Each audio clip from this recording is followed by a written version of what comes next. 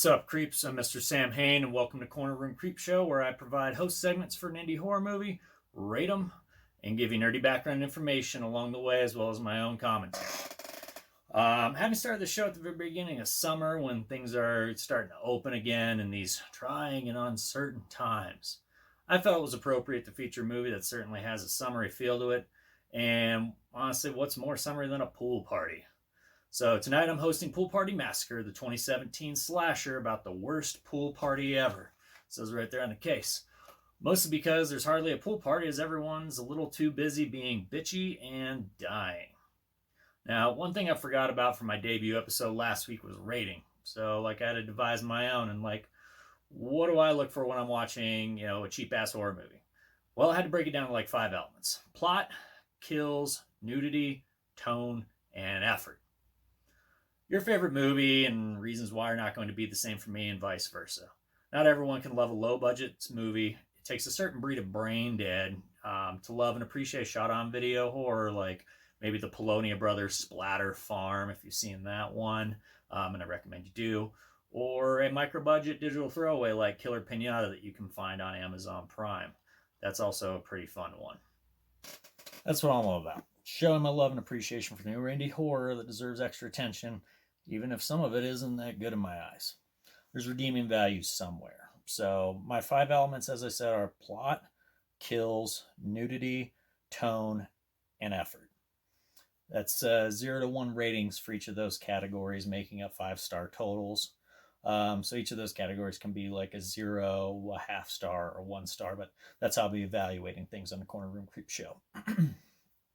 Pool Party Massacre was shot for $6,000 with mostly friends of various backgrounds and skills to contribute. Writer and director Drew Marvick's low-budget throwback 80s style slasher was written a week after his friend got a new camera and asked Drew if he knew anyone that had a script ready to go. Drew said he did, totally lying, and made up the title on the spot. Pool Party Massacre.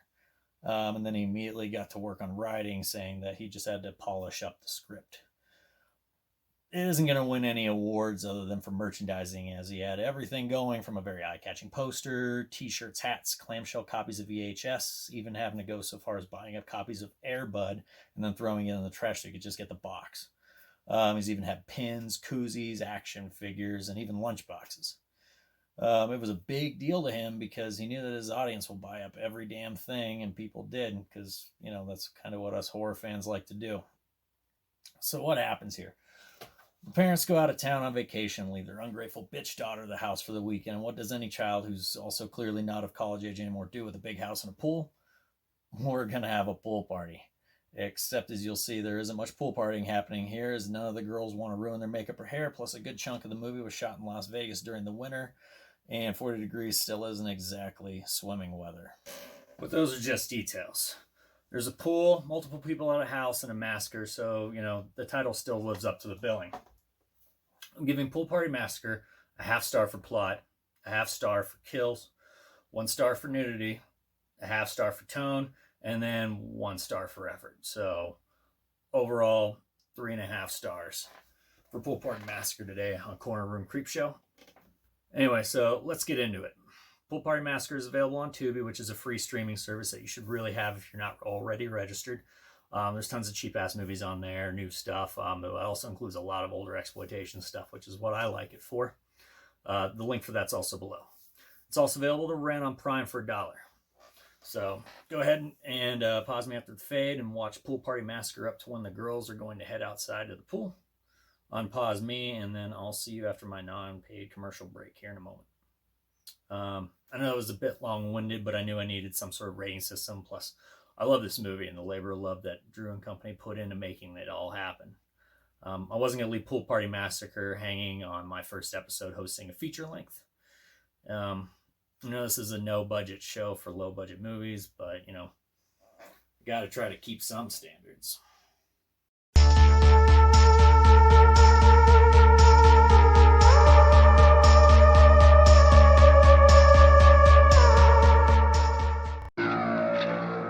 Linda Githens, age 22. Valerie Hoffman, age 24. Mary Ann Stevens, age 21. They are all victims of the Toolbox Murders. The Toolbox Murders, a true story. Rated R.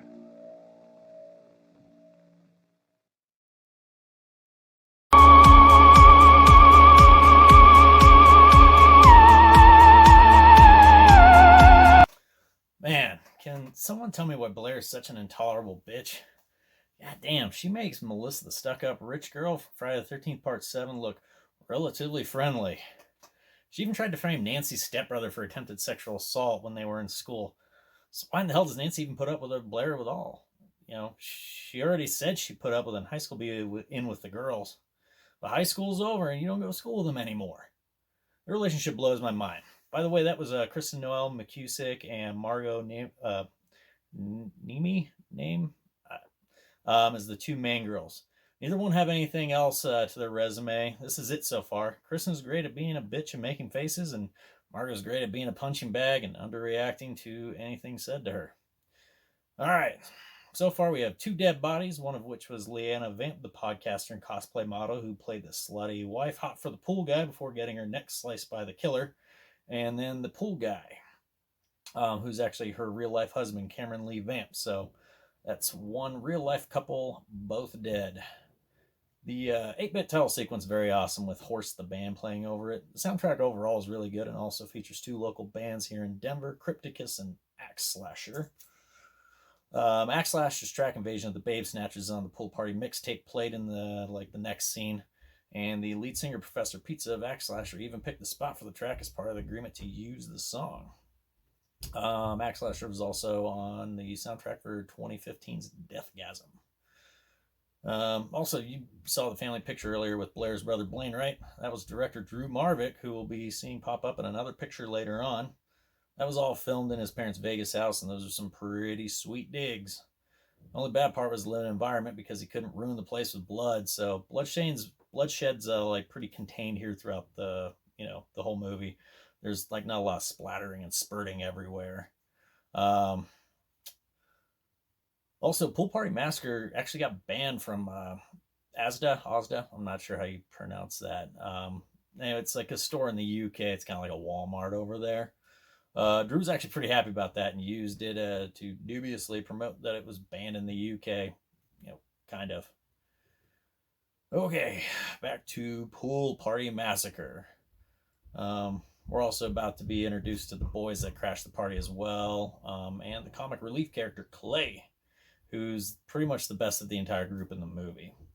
So go ahead and pause me after the fade, watch the movie up to when the girls finish talking about orgasms, and we'll talk after the next non-paid commercial break.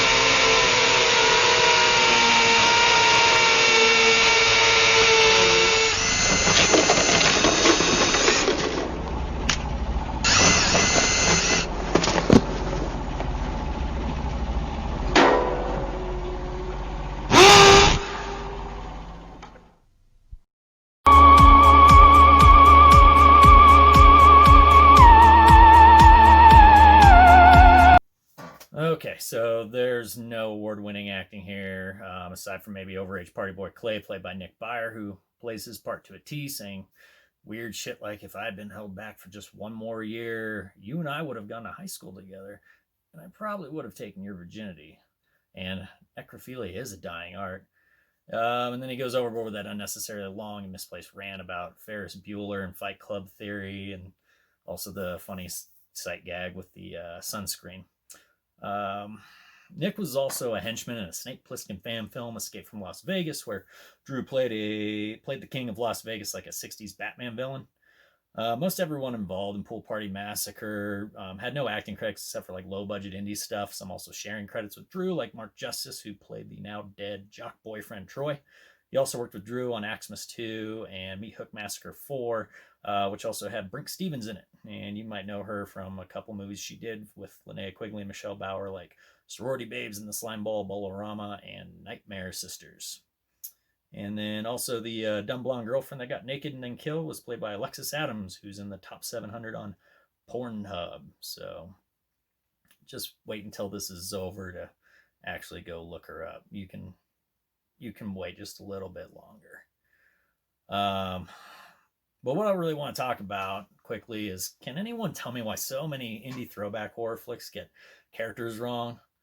Obviously, we don't need to care about the machete meat, and acting is either expected to be subpar or is just written that way. But, it helps make the movie more enjoyable to find people to root for, thus engaging the audience on a higher level.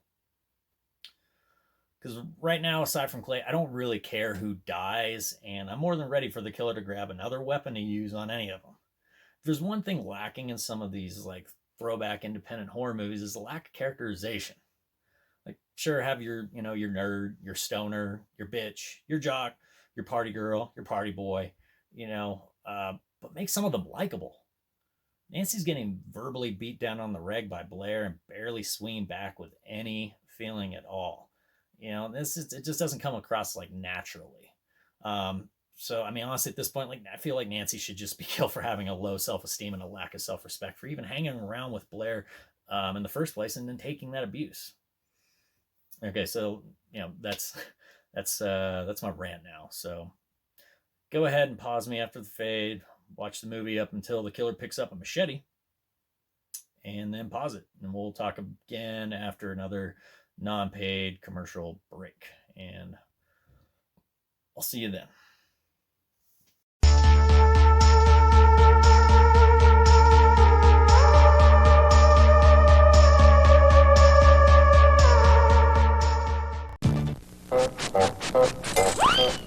Have you ever been frustrated because the Noid ruined your pizza? The Noid loves to ruin pizza. Call Domino's Pizza. We avoid the Noid.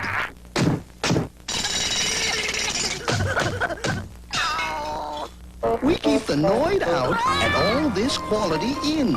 Taste the quality. Domino's Pizza delivers in less than 30 minutes.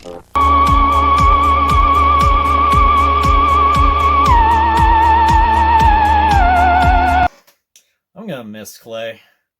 That drill through the wall while he was jacking off to the picture of Blair's mom is a great kill and pretty well thought out. He gets penetrated by the drill right as he hits his vinegar strokes.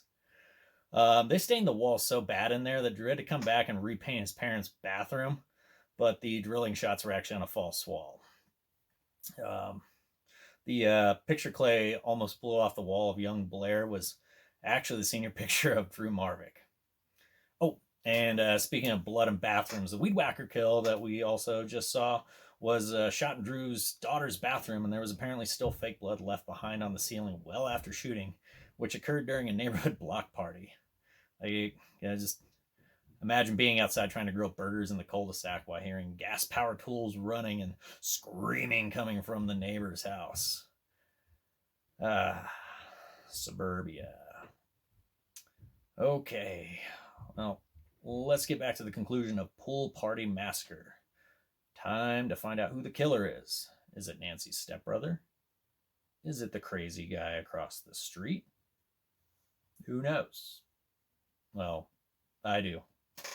And anyone else that's seen the movie.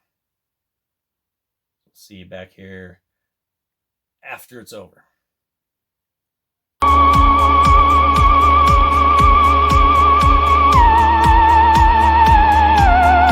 All along, it was Blair and her brother Blaine. Blaine was, of course, played by director Drew Marvick, who's probably the best character in Pool Party Massacre. Go figure the director would write himself in with some of the best lines, like, "I know I'm a psycho, Nancy. Have you seen what I did? It's kind of fucking nuts and really hard to pull off. So I expect a little bit of credit." That ending was supposed to take 5 days to shoot, but work issues came up with Margot, who had moved to LA. And so she actually got called back into work, and they had to rewrite that in 24 hours and film it all. So the bitch gets the axe and we get a sequel because the killer never dies. Party Massacre 2 is still in the works, though I'm sure the COVID has put a drag on that, as it was supposed to start shooting in March, April. And we all know what pandemic just happened to be in full swing when that happened. The crowdfunding for the sequel asked for $12,000 and ultimately raised $25,000. So we should get some better kills this time, since Drew has a little bit more money to work with and had to fix some stuff in this one. Plus he promised a boat chase if the campaign reached $20,000. Not thinking that it actually would get that much. So, Drew, you better deliver something good, and I'm not talking about an RC boat with some of your pool party action figures. Drew took night classes on video recording. He didn't have to share the class cameras. He had his own VHS camcorder, a dual deck VCR to edit. So he's been trying to make his own stuff for for some time now. But Drew ultimately got a degree in business and worked on managed clubs on the Vegas Strip before getting into PAing for a friend, which led him quitting his day job as they made him their production coordinator and then producer for commercials. Party Massacre was all self-distributed, so he could learn how to do everything top to bottom and ran the marketing and merchandising, which actually helped, especially the poster art. And that poster was done by Mark Schoenbacher, who's done amazing stuff under his Sadist Art Designs banner. And it's absolutely a major eye catcher. I really got to hand it to Drew for this passion project. He did a hell of a job getting this movie together, all based on know-how and a lie about having a script ready to shoot. So, in the meantime, please keep an eye out for Pool Party Massacre 2, which should be out later this year. Go follow Pool Party Massacre and Drew Marvick, both on Instagram. He's pretty active on there. Well, that's it for this week's episode of Corner Room Creep Show. I hope you all enjoyed it. I'm Mr. Samhain saying, watch something new for a change, and I'll catch you creeps next week. See you then.